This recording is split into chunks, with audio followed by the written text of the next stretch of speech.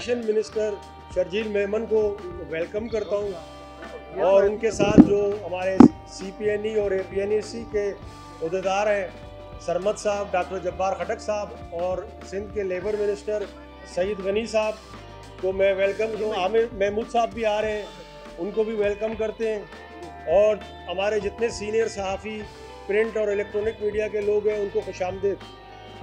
शर्जील मेमन साहब किसी तारुफ के मोहताज नहीं है और कराची प्रेस क्लब में शर्जील मेमन हो या सिंध गवर्नमेंट हो, हमारा उनके साथ दामन चोली का साथ है।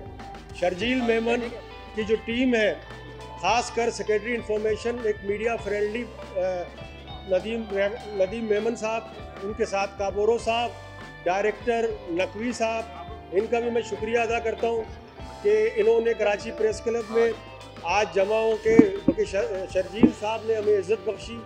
कराची प्रेस क्लब की ये मेज़बानी है कि तमाम लोगों को एक प्लेटफॉर्म पे इकट्ठा किया, क्योंकि आप सबको पता है कि कराची प्रेस क्लब पाकिस्तान का सबसे बड़ा जमहूरी एक इदारा है और एक मदर इदारा है जिसमें तमाम तंजीमें, तमाम इलेक्ट्रॉनिक मीडिया, तमाम जो चीज़ें हैं वो उसके ज़िम्मे आती है। तो मैं शर्जील मेमन साहब से दरख्वास्त करूँगा कि वो मुख्तसरन अपने ख्यालात का इज़हार करें। शुक्रिया।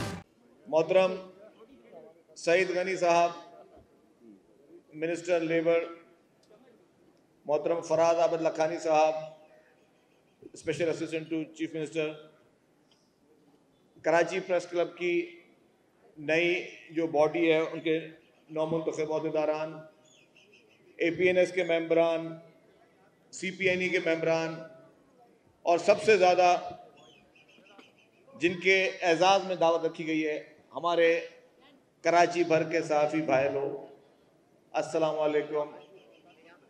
मैं तहे दिल से मशकूर हूँ कराची के सहाफ़ी भाइयों का कि आज रमज़ान के बाबरकत महीने में आप इस इफ्तार डिनर में तशरीफ़ लेकर आए और आपकी यहाँ तशरीफ़ आवरी जो है वो यकीनन मेरे लिए भी, सिंध गवर्नमेंट के लिए और ख़ुसूसी तौर पर पाकिस्तान पीपल्स पार्टी के लिए बायस फ़ख्र है। पूरी पीपल्स पार्टी की जानिब से, सिंध हुकूमत की जानिब से शुक्रगुज़ार हैं आपकी तशरीफ़ आवरी के, क्योंकि आपको इल्म है कि सिंध गवर्नमेंट का और पीपल्स पार्टी का और सहाफ़ियों का जो रिश्ता है वो सिर्फ चोली दामन का नहीं है। मैं समझता हूँ कि वो जीने मरने का साथ का रिश्ता है। जो पाकिस्तान पीपल्स पार्टी और जो सिंध हुकूमत ने हमेशा अपनी जर्नलिस्ट बरादरी के लिए, इन सहाफ़ी भाइयों के लिए, जो कि उस सहाफ़ी भाइयों के लिए जो कि हमेशा मुश्किल में, आंधी में, तूफ़ान में, मार्शल्लाओं में, तमाम मुश्किल हालात में हमेशा हुकूमत पीपल्स पार्टी ने हमेशा कोशिश ये की है कि उन सारे मुश्किल हालात में जर्नलिस्ट के साथ, और जर्नलिस्ट ने हमेशा जमहूरियत की बहाली के लिए, आज़ादी सहाफ़त के लिए और बाकी तमाम मसाइल के लिए सहाफ़ियों ने भी कोशिश ये की है कि जी हमेशा आगे रहें। अल्हम्दुलिल्लाह इस मुल्क में जमहूरियत की बहाली में हमारे सहाफ़ियों का बहुत ही निहायत ही अहम किरदार रहा है और हमेशा से मैं समझता हूँ कि ये हम सब के लिए ही इम्पॉर्टेंट रहा है कि हम जो हमारा साथ है वो कायम दायम रहे और हम सच की आगाही के लिए, सच के लिए हम आगे चलें। अभी इफ्तार का टाइम हो जाता है तो मैं ज़्यादा आप लोगों को तकलीफ़ नहीं दूंगा। सब आप लोग भी दुआएं करना शुरू करेंगे, फिर इफ्तार के बाद फिर जो मीडिया टॉक करने को कर लेंगे और उसके बाद जो है जमाली साहब भी आ गए, मैं आते ही देखा, मैंने कहा GM जमाली साहब कहाँ हैं? बोले जी गायब हैं। फिर मैंने कहा फ़ोन करके मालूम करो कहाँ छुपे हुए हैं। तो आप सब लोगों का बहुत बहुत शुक्रिया जी, आप आए। और ख़ास तौर पर सरमद साहब, नज़ीर लगारी साहब नज़र आए, डॉक्टर जब्बार खटक साहब नज़र आए, और काफ़ी हमारे दोस्त यहाँ पे नज़र आए हैं। आप सब लोगों का निहायत ही बहुत बहुत शुक्रिया। और इफ्तारी भी करते हैं, गपशप भी करते हैं, और उसके बाद फिर कुछ एक दूसरे से चेंज ऑफ व्यूज़ जो है वो भी करते हैं। एक चीज़ मैं अगर बात कहूँ कि हमेशा अच्छी चीज़ों के लिए कोई ना कोई आइडिया देता है, लेकिन आज इस इफ्तार रखने का आइडिया जो मुझे दिया, वो मैं अगर क्रेडिट ना दूं तो जाती हो जाएगी। वो सईद गनी साहब ने दिया मुझे। सईद गनी साहब ने कहा कि यार वो हमेशा हम रखते हैं, हालांकि मैं भी पहले बहुत रखता था इफ्तारियाँ, लेकिन अब ये फिर ये बीच में फिर कोविड उनकी वजह से फिर वो जहन में नहीं रही। लेकिन सईद गनी साहब को क्रेडिट ज़रूर जाता है कि उन्होंने ये आइडिया दिया, और हम तो हमेशा अच्छा आइडिया कोई भी दे उस पर हम उनको जो है वो लब्बैक कहते हैं। लेकिन बहुत बहुत शुक्रिया आप लोगों का, थैंक यू वेरी मच।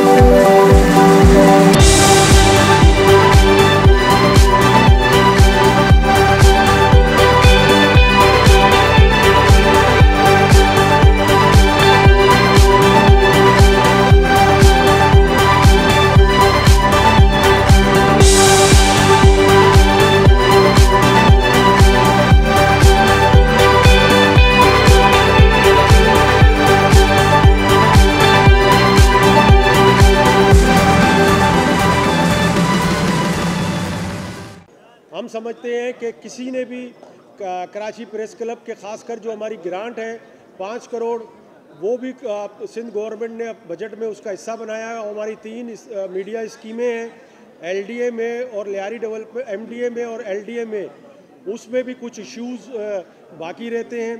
तो मैं समझूंगा कि शर्जील मेमन साहब ने हमसे वादा किया है कि लंच पे वो कराची प्रेस क्लब में गवर्निंग बॉडी के साथ मीटिंग करेंगे, और हम उनके सामने वो तमाम इश्यूज़ जो कराची प्रेस क्लब से रिलेटेड हैं, जो वक्तन फ़वक्तन हल होने को जा रहे हैं, हम उससे दरख्वास्त करेंगे कि वो उसमें शामिल हो।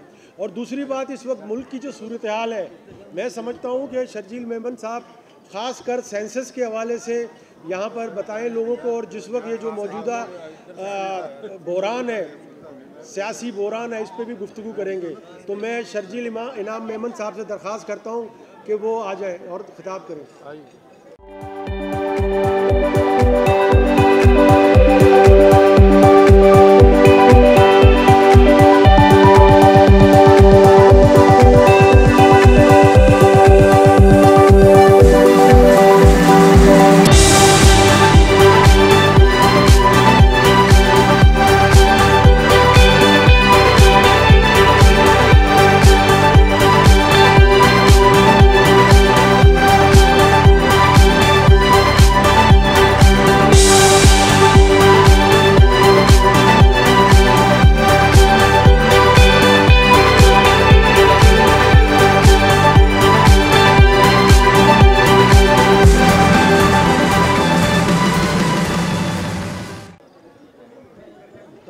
औज़ुबिल्लाहिमिनश्शैतानिर्रजीम, बिस्मिल्लाहिर्रहमानिर्रहीम। शुक्रिया जी। प्रेस क्लब की नई जो बॉडी है उसने चंद अहम नुकात रखे हैं। एक ये कि जी जो सहाफ़ी हमारे जो हैं यहाँ पर, उनके लिए जो हाउसिंग स्कीम जो पाकिस्तान पीपल्स पार्टी की सिंध हुकूमत ने सबसे पहले शहीद मोहतरमा बेनज़ीर भुट्टो साहिबा ने उसके लिए ज़मीन रखी, और फिर सिंध हुकूमत ने उस पर जब भी आती रही पीपल्स पार्टी की, तो उन्होंने आगे उसको बढ़ चढ़ कर आगे बढ़ाया। तो अब हमारे सहाफ़ी दोस्तों का की तरफ से डिमांड आई है कि जी उसमें मज़ीद जो सहाफ़ी बढ़ते जा रहे हैं, मीडिया हाउसेस बढ़ते जा रहे हैं, तो मज़ीद सहाफ़ियों के लिए मज़ीद प्लॉट्स रखे जाएँ। तो डेफिनेटली इस पर पहले भी हम बात कर चुके हैं, और इसको सेक्रेटरी साहब बैठे हैं, मैं इनसे फिर भी गुजारिश करूँगा, नए सेक्रेटरी इन्फॉर्मेशन है कि ये थोड़ा आगे इसको और भी इस चीज़ को ज़्यादा एक्सपेडाइट करें। दूसरा जो ग्रांट है जो कि सिंध हुकूमत की जानिब से कराची प्रेस क्लब को दी जाती है, उसके लिए भी डिमांड है कि उसको भी बढ़ाया जाए। मैं समझता हूँ कि अब जाहिर है जब महंगाई हो रही है और महंगाई हो गई है तो मैं सिंध हुकूमत के भी ज़ाहिर है एक लिमिटेड रिसोर्सेज हैं, लेकिन फिर भी डिपार्टमेंट की तरफ से मैं सेक्रेटरी साहब को कहता हूँ कि उसकी समरी बनाएं कि नेक्स्ट टाइम से वो ग्रांट जो है उसको बढ़ाया जा सके। और इंशाल्लाह ये तो मैं एग्जैक्ट अमाउंट नहीं बता सकता, लेकिन ये ज़रूर बता सकता हूँ कि कुछ ना कुछ ज़रूर बढ़ेगी। तो ये आपका मौका जो है और ये आपकी कोशिश और नई जनरल बॉडी को ये क्रेडिट डेफिनेटली जाएगा कि आपकी वजह से ही ये ग्रांट बढ़ी जा रही है। एक चीज़ अब मैं भी आपकी तरफ से फ्लोट कर दूं जी, क्योंकि मैं ट्रांसपोर्ट मिनिस्टर भी हूं, तो आप मुझे एक दो रूट्स ऐसे बताएं जो आपके लिए, जो सहाफ़ी भाइयों के लिए आजकल महंगाई बहुत ज़्यादा है, ट्रैवलिंग एक्सपेंसेस ज़्यादा हैं, कि कोई ऐसे रूट बताएं कि जो कि शहर के किसी दूर दराज इलाके से कराची प्रेस क्लब तक आना हो, तो मैं फिर ट्रांसपोर्ट की जानिब से ये आपसे फिर कमिटमेंट करूंगा और उसको फिर पूरा करूंगा इंशाल्लाह ताला कि हम बसेस को कराची प्रेस क्लब तक लेकर आएँ, ताकि हमारे साफ़ी भाई जो कि इस महंगाई के दौर में जो महंगा पेट्रोल और महंगी चीज़ें ख़रीद रहे हैं, तो वो फिर उनको कम पैसों में इन आलीशान बस सर्विस में वो कराची प्रेस क्लब तक आ सकेंगे। शजी साहब, ये बताइए शजी साहब कि कल जो आइन के हवाले से एक बड़ी तकरीब हुई जिसमें साबिक सदर आसिफ अली जरदारी ने भी खिताब किया, लेकिन पीटीआई को जो है वहाँ पर सुप्रीम कोर्ट के एक सीनियर जज काजी ईसा फाई के वहाँ खिताब और आने पर बड़ा एतराज़ हुआ है। आप क्या समझते हैं उनका ये एतराज़ दुरुस्त है? हालांकि उन्होंने वजाहत भी कर दी। देखें जी, कल पाकिस्तान की तारीख में कानून की हुक्मरानी जानने वालों को और आइन को मुकद्दस समझने वालों के लिए ये पैगाम था कि 50 साल पूरे हुए थे आईने पाकिस्तान को, और आईने पाकिस्तान की गोल्डन जुबली जो कि पार्लियामेंट हाउस में मनाई जा रही थी, किसी सियासी महफिल में नहीं, किसी सियासी जगह पर नहीं, जो एक आईनी इदारा है। पार्लियामेंट हाउस एक आईनी इदारा है और किसी को भी इससे मुकद्दस इदारा और कोई पाकिस्तान में नहीं, ये भी मैं बता दूं। इससे आला इदारा कोई पाकिस्तान में नहीं है, इससे मुकद्दस इदारा कोई पाकिस्तान में नहीं है। तो जिन लोगों को यह एतराज़ था कि जस्टिस काजी फैज़ साहब उस पार्लियामेंट के एक मुकद्दस इदारे पे जो कानून बनाता है, जो आइन बनाता है, जो आइन में तरमीम कर सकता है, जो कानून में तरमीम कर सकता है, और वो जो फिर आइन और कानून बनता है उससे उसी बिना पर फिर पूरे मुल्क में तमाम अदालतें चलती हैं और चलना है उनको। तो उस अगर तकरीब में जस्टिस काजी फैज़ साहब आए तो मैं समझता हूँ कि ये फ़ख्र की बात थी। और जो मैंने थोड़ा बहुत अपने पास मालूम किया कि तमाम मौजूद जज साहिबान को दावत दी गई थी उसमें शिरकत के लिए, लेकिन कल सबसे ज़्यादा वही एक जो बदतमीज़ी का तूफ़ान, जो कि फिर मैं कहूँगा कि भारत और इसराइल के कहने पे पाकिस्तान के तमाम आईनी इदारों के ख़िलाफ़ जो साजिशें हो रही हैं, जो साजिशें चल रही हैं, जो पहले इन्होंने हमारे कुछ इदारों के ख़िलाफ़ की और फिर कल जस्टिस साहब के ख़िलाफ़ एक पूरी कैंपेन सोशल मीडिया पे चलाई गई, मैं कहता हूँ कि ये डूब मरने का मुकाम था। और आप देखें कि उस कैंपेन में कौन कौन लोग थे, जो लोग सोशल मीडिया पे उस पर कमेंट्स कर रहे थे नेगेटिव, वो कौन लोग थे। और ये वो सारे वो लोग थे, इनकी आंखें भी बंद थी, इनके कान भी बंद थे, जब इमरान खान के और पीटीआई के चीफ जस्टिस, इमरान खान के पीटीआई के chief justice justice Saqib Nisar sahab, justice Saqib Nisar के दफ्तरों में इमरान खान उनसे मिलते रहे हैं। किसी जज के दफ्तर में जो शख्स एक पॉलिटिकल शख्स हो, जो कि जिसके केसेस उसके पास मौजूद हों, किसी पब्लिक गैदरिंग में मिल जाए तो अलग बात होगी, दफ्तर में जाना। फिर पीटीआई के वुज़रा, पीटीआई के जस्टिस साकिब निसार के घरों पे जाके मिलते रहे, तकरीबात में मिलते रहे। इमरान खान खुद फरमाते रहे, मैं पहला प्राइम मिनिस्टर हूं जिसको चीफ जस्टिस सुप्रीम कोर्ट ने आज सुप्रीम कोर्ट रजिस्ट्री में बुलाया है। तो ये भी एक बड़ी बात थी। उसके बाद उनकी सारी तस्वीर, उनके वो जो डैम फंड वाले ड्रामे, फिर उसमें हुकूमत के उस ड्रामों में आगे बढ़ चढ़ के हिस्से लेना, तो उस वक्त शाह महमूद कुरैशी की आंखें भी बंद थी, उस वक्त पीटीआई के तमाम ओहदेदारान की आंखें भी बंद थी, उस वक्त ये जितने भी सोशल मीडिया पे कुछ हमारे अनफॉर्चुनेटली कुछ सहाफ़ी हैं जो कल उस पर तनकीद कर रहे थे, वो जो, और वो अब सहाफ़ी खुल कर हैं, वो सहाफ़ी कम और पॉलिटिकल वर्कर ज़्यादा हैं, तो वो खुल कर जो है वो कल उनकी शिरकत पर तनकीद कर रहे थे। लेकिन एक मुझे बयान निकाल दें इन सब लोगों का, मैं आज ओपन चैलेंज करता हूं, जिसने भी कल तनकीद की, उस पर तनकीद की कि जब साकिब निसार की इतने खुले आम इनके मुलाकातें और जॉइंट दोस्तों के लंदन में मुलाकातें, कनाडा में मुलाकातें, यहाँ पे मुलाकातें, मीटिंगें, घरों पे आना जाना, इनमें से किसी एक ने भी एतराज़ किया हो कि जी साकिब निसार इतना पीटीआई में क्यों घुल मिल रहा है, घरों पे आना जाना क्यों है, किसी एक ने भी एतराज़ नहीं किया। तो ये है वो माइंडसेट, ये पाकिस्तान के अवाम को आंखें खोलनी चाहिए कि किस तरीके का एक गिरी हुई जहन का एक लीडर है आपके पास मौजूद, जो पूरे मुल्क में पैगाम और नफरत कैसे फैला रहा है, एक सोची समझी साजिश के तहत जिसके लिए प्रोपेगेंडा किया जाता है इस मुल्क में, जिसको कंट्रोवर्शियल बनाने की कोशिश की जाती है, तो किस तरह सोची समझी साजिश के तहत जिस तरह गिद्ध आके नोचते हैं, इस तरह गिद्धों की तरह वही इन्फ्लुएंसर्स, वही पॉलिटिकल पार्टी और फिर उनके यहाँ के लोग, फिर मुल्क से बाहर के लोग, वो एक सोची समझी साजिश करते हैं किसी को कंट्रोवर्शियल बनाने की। और यही लोग तब खामोश थे जब ये इनसे वो जज साहब इनकी मर्जी के फैसले भी दे रहा था, इनको सादिक अमीन के सर्टिफिकेट भी दे रहा था और इनको हर किस्म की सहूलियात और इलेक्शन में जीतने की हद तक भी उनको सहूलियात वो साकिब निसार दे रहा था।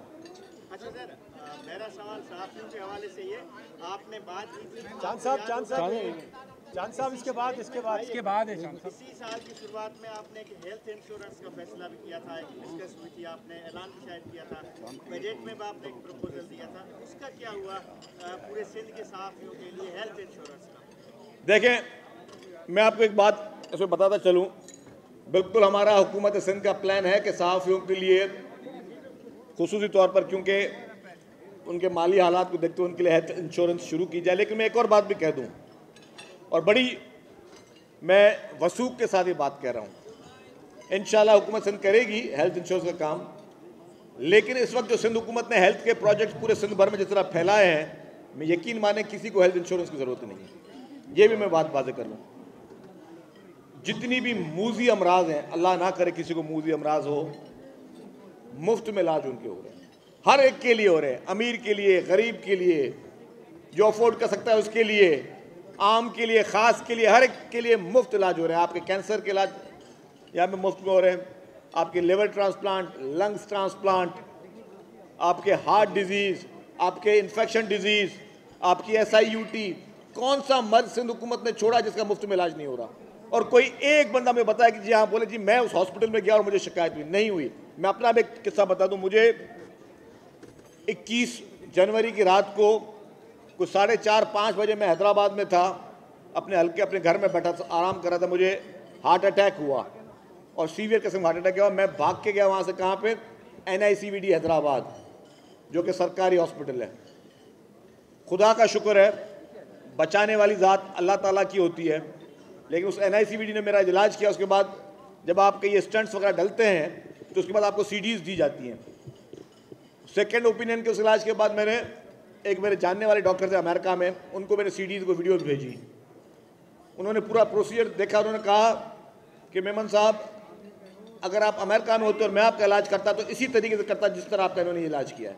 और मैं बेके हल्फिया बता रहा हूँ रमज़ान में बात, उन्होंने कहा मैं भी यही प्रोसीजर करता। और इलाज करने वाला कौन था?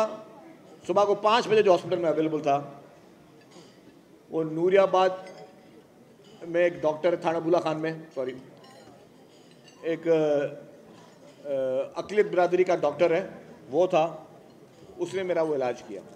तो ये है पाकिस्तान पीपल्स पार्टी की सिंध हुकूमत। सरजील साहब ये बता दें गवर्नर साहब ने रात भी कहा है, गवर्नर सिंध ने, कि मुझे पुलिस और वाटर बोर्ड समेत कुछ महकमों के अख्तियार दिए जाएं तो मैं इनको ठीक करने को तैयार हूं। क्या सिंध हुकूमत ठीक नहीं कर पा रही? और गवर्नर साहब क्या आपके गवर्नर नहीं है, सिर्फ MKM के गवर्नर है? क्या मामला है ये आपके और उनके दरमियान? देखिए, आप हमेशा गवर्नर साहब के मुताल्लिक़ सवाल करते हैं। मैं आपकी बात बताऊं कि कोई हमारे साथ हैं गवर्नर साहब और हम एक पेज पर हैं। अब कुछ सोच डेफिनेटली डिफरेंट हो सकती है, उनके सोचने का शायद अंदाज या देखने का थोड़ा डिफरेंट हो सकता है, हमारा थोड़ा डिफरेंट हो सकता है, लेकिन इसका मकसद ये नहीं कि हमारे कोई इख्तलाफात है आपस में। जी आप कर लें, आप कर लें। पुलिस और पानी जहाँ करप्शन की आप बात कर रहे हैं, साकिब निसार ने इनकी बात कर किया अरबों रुपए का फंड लेके डैम के नाम पे, और उसका क्या हुआ, उसका तहकीकात के इसके अलावा आला अदालतें जो शोएब भुट्टो जगह ले रहा है, आसिफ जरदारी के 13 साल जो जेलों में गए, उसके बारे में क्या आपका ख्याल है? थैंक यू मजीद अब्बासी साहब, आपने जो बात की मैं दोहराता चलूँ कि आपका सवाल ये था कि साकिब निसार ने जो डैम फंड में करप्शन किया, आपने ये सारा मजीद साहब। अब बात यह है कि मेरे पास सबूत ही, मैं ये नहीं कह सकता कि साकिब निसार ने डैम फंड में कोई करप्शन की, लेकिन ये ज़रूर है कि डैम फंड के जितने भी पैसे जमा हुए थे वो आज कहाँ हैं, वो आवाम को आने चाहिए सामने, और आवाम के सामने वो सारी चीज़ें सामने आनी चाहिए कि कौन किस शख्स ने क्या क्या किया है। और उसने गैर आइनी तौर पर डैम फंड इकट्ठा किया। किसी आइन की किताब में लिखा नहीं है कि साकिब निसार को ये इख्तियार था कि वो डैम बनाए, सड़क बनाए, हॉस्पिटल बनाए, या कोई और काम करे, ना ही उसने कोई ऐसा काम किया, ना ही उसका इख्तियार था। जो उसने काम किया गैर आइनी किया, और जो पैसे थे, आपकी बात मजीद अब्बासी साहब, मैं इसको एंडोर्स करता हूँ कि वो सामने आने चाहिए। माइक दे देना, बेटे की शादी में लगाया। कि मैं नहीं कह सकता कि उन्होंने अपने किसी, मैं ये नहीं कहता मजीद साहब कि उन्होंने किसी रिश्तेदार की शादी में वो पैसे लगाए, लेकिन जहाँ पे भी वो पैसे वो कौमी खजाने के पैसे वो सामने आने चाहिए। चांद साहब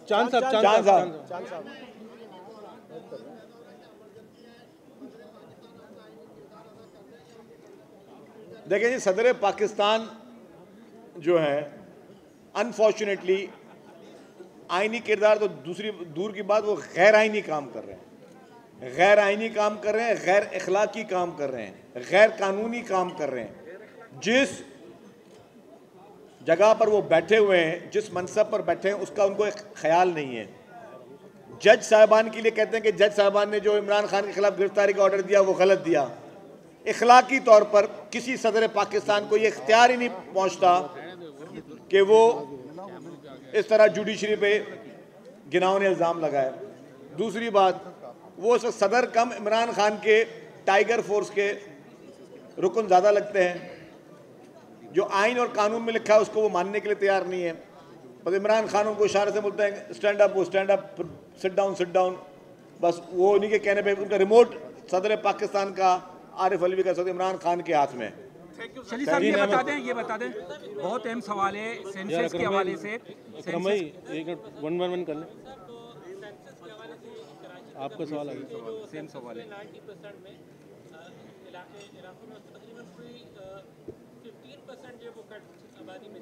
इजाफा हो तो कर लें के मुकाबले में उसमें सिर्फ गवर्नमेंट का क्या मौका है, और इसमें ये है कि जिन इनोवेटर्स के थ्रू हुआ है वो ऑलमोस्ट तकरीबन 100% ये मुस्लिम। अच्छा, इसमें ये भी सर इसी से रिलेटेड है तहफ़्फ़ुज़ात दूर आए थे कि वो काम नहीं कर रहे थे जो उनका क्या हुआ? आप भी ऐड कर देखिए, आपकी सबके सवाल आ गए। अगर सेंसस में खुदा ना खास्ता कराची की आबादी को कम किया गया तो डेफिनेटली पीपल्स पार्टी नहीं मानेगी उसको, और ना ही सिंध हुकूमत उसको मानेगी। Thank you.